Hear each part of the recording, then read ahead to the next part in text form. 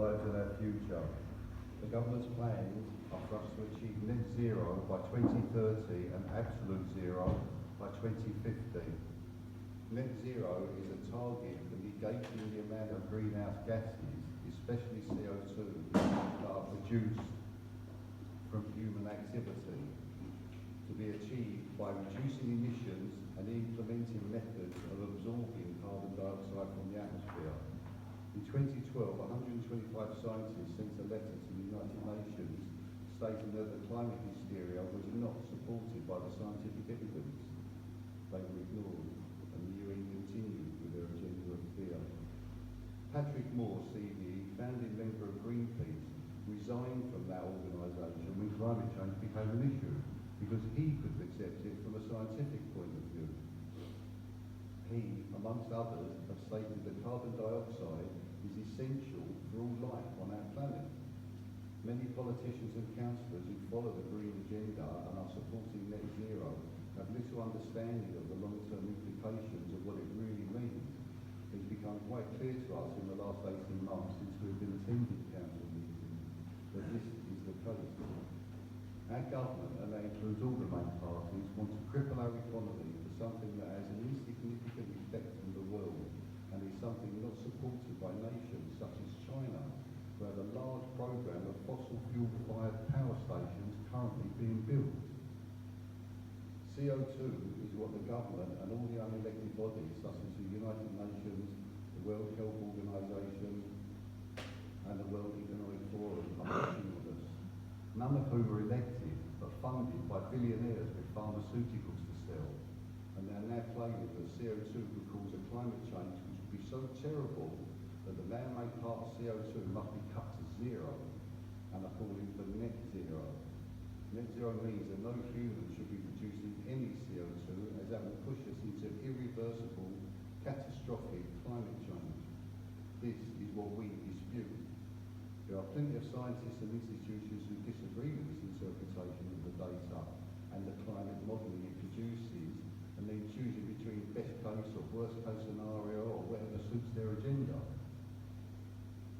The atmosphere is made up of nitrogen, oxygen and argon, which make up 99.9% of the atmosphere. The other 0.1% is made up of trace gases, some of which are the greenhouse gases: water vapour, CO2, ozone and methane. Water vapour is the biggest greenhouse gas by volume, up to 90%, from very little above the desert to up to 2% where it's humid and cloudy. But anywhere the sky is blue, there's water vapour. With CO2 at only 3% of the greenhouse gases, which is a 0.04% of the total atmosphere, and most of the CO2 comes from natural sources such as volcanoes and rotting vegetation. Humans produce only 3% of CO2. Also, CO2 is vital to life. Indeed, it is the gas of life, as nothing can live without it. Yet they demand we produce no CO2 at all, which is impossible, by the way, as every time you breathe out, you produce CO2. And how do you think they want to stop that? And what they didn't tell you about it is all the other ways that the Earth's temperature and climate can change, such as cloud cover. Haven't we all been in warm sunshine and the cloud passes over and we feel instantly cold?